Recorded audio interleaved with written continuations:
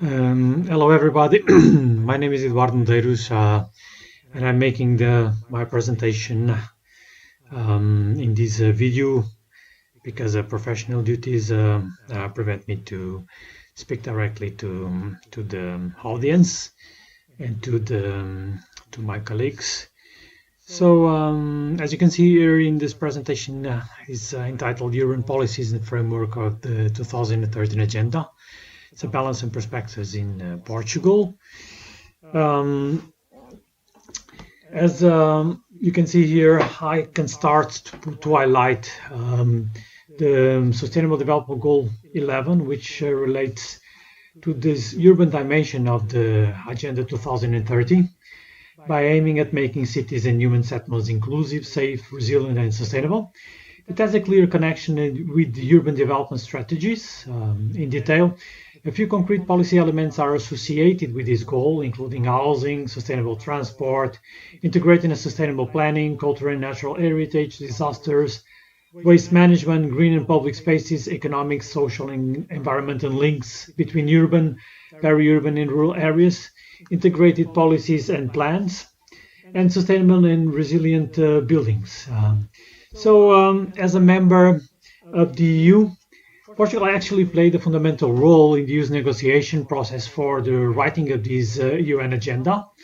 In more detail, Portugal brought to the table the need to protect the oceans and foment genuine collaboration between all interested in public and private stakeholders at all territorial levels in implementing these sustainable development goals. By 2010, Portugal adopted its first national adaptation strategy towards climate change. The strategy was then revised in 2015 and adopted in 2016. For its elaboration, a sound interministerial coordination process took place, which involved different ministries responsible for each sustainable development goal policy. In the following, voluntary national report on the sustainable goals was published in 2017. This was a signal that Portugal took seriously its commitment to implement the 2030 agenda, at least in its policy intentions. In this report, the crucial role of the civil society and the local authorities was highlighted to achieving the sustainable goals in Portugal.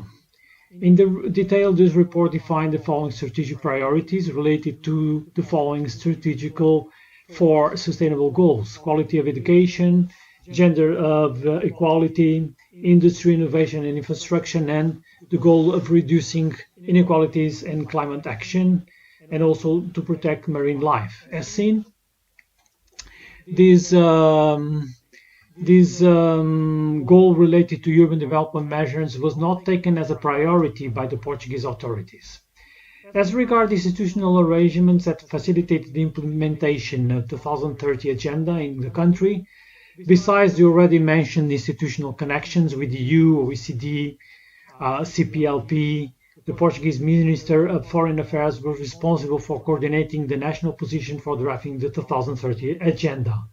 However, its implementation at the national level brings new challenges, which require some reshaping of institutional models to reflect and meet the inherent cross-sector coordination requirements towards the necessary coordination between various interested institutional stakeholders.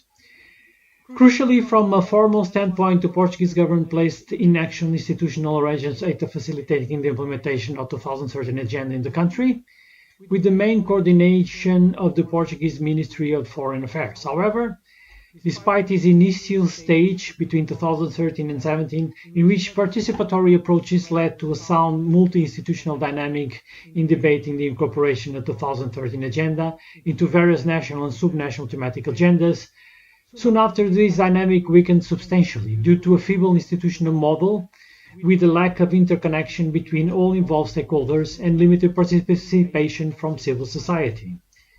Beset by this scenario, a lack of operative national institutional framework to implement the 2030 agenda, its urban dimension was also affected by the absence of a national urban agenda. Indeed, the reading of the national and regional spatial plans indicates that they are mostly influenced by EU development visions and strategies rather than the UN 2030 agenda.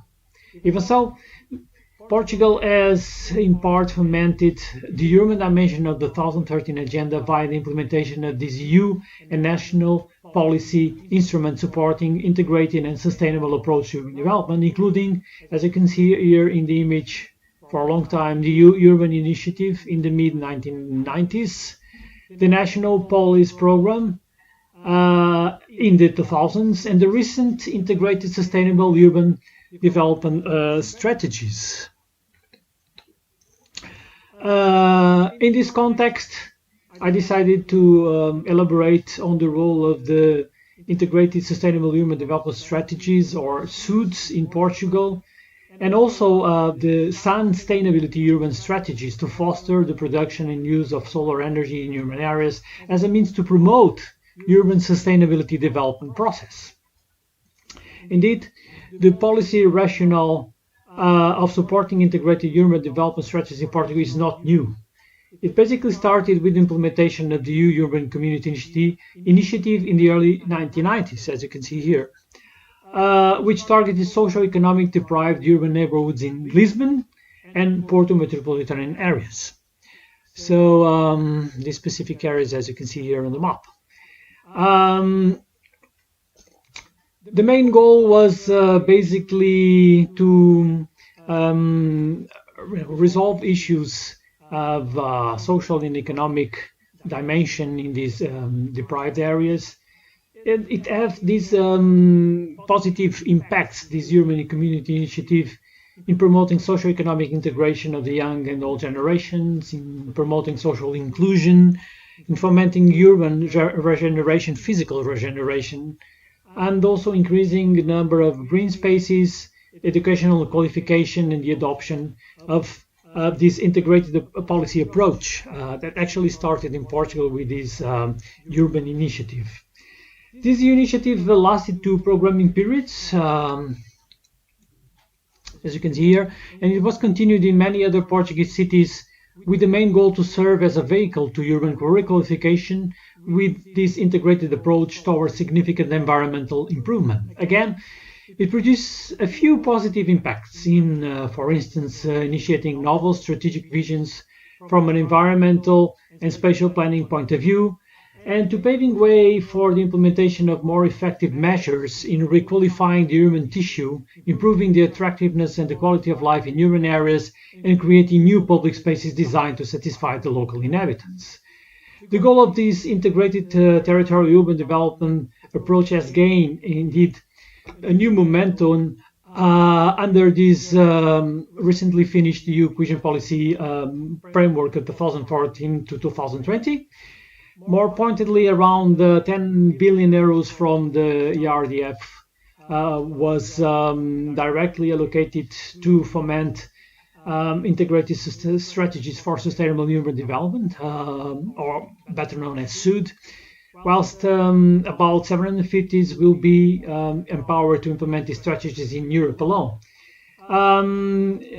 One selected case study, the Évora SUD, is one of these 108 SUDs that have been implemented in Portugal since 2014.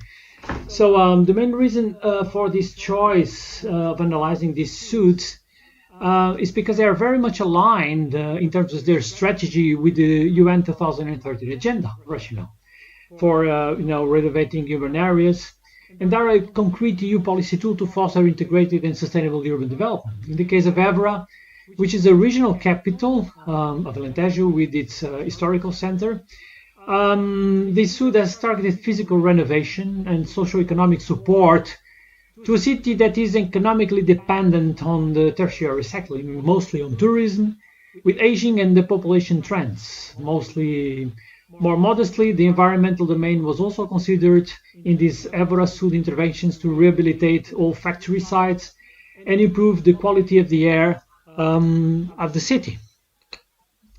As you would expect, it being a regional capital, Évora had many urban development plans over past decades. However, this policy integrated rationale is gaining ground in recent years. More importantly, however, were the institutional and governance positive effects resulting in the implementation of this SUD in several domains, not only for the municipality, but also for the region, the surrounding region of Evora. And more particularly, this suit contributed to foment and activate previously non-existent and feeble territorial collaboration networks. It also had a vital role to implement monitoring and evaluation system of urban development plans in the city.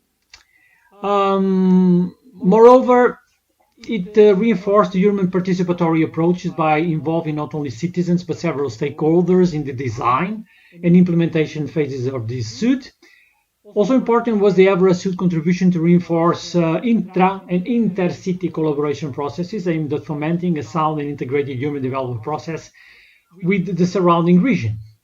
So the other example that we bring here from Portugal is the implementation of these urban sustainability processes, which is generically understood as a process of attaining sustainable development via the intense production and intense use of solar energy within urban areas, entailing a multidimensional and multi-governance development perspective. So understandably, being located in the south of Europe, Portugal is actually a territory that receives high levels of annual solar radiation, and Lisbon is quite suitable for implementing these sustainable urban development strategies. Indeed, Lisbon is presently participating in this European and Polis project, which joins 6 European cities, not only Lisbon, but Victoria in Spain, Lyon in France, Paris in France, Munich in Germany, and Malmö in Sweden, in a quest to implement strategic town planning and local policy measures to utilize the solar energy capability of structures. In sum, the aim of the Polis project is to identify and evaluate current practices in solar urban planning and unite the key responsible parties of this process to create a more cohesive planning and legislation practice for solar developments. In this context, Lisbon has created an energy and environmental agency, which is called Lisbon Innova, which seeks to contribute to sustainable development of Lisbon by mainstreaming good practices among political decision makers, majors, urban stakeholders, and citizens. So these Lisbon Innova objectives incorporate measures to adapt to climate change and actions to mitigate it, as well as supporting innovation and development projects that enable greenhouse emissions to be reduced. Therefore, it is working towards achieving a low-carbon city and one that is less vulnerable for the effects of future climate changes. A city that is an example to follow on the path to their carbonization while focusing on the welfare of citizens and future generations. So this Lisbon Innova is, as such, intended to be a key player in the city in the pursuit of national and international energy and climate goals for 2030 and 2050. One interesting outcome of this project was the creation of the Solis instrument, which includes the development of a 2-component platform. Firstly, the update and improvement of solar potential chart for Lisbon. As you can see here, you can identify the areas which the production of solar energy is higher. The red areas are higher, the blue areas are lower. And then the development of a virtual space capable of gathering and sharing technological solutions associated with the production of solar energy. So, in synthesis, this solar potential chart for Lisbon was developed in 2012 and serves as a support tool to assess the solar potential of edifices and other surfaces in Lisbon. With this chart, the city of Lisbon expects to establish appropriate goals and policies when it comes to the adoption of solar energy.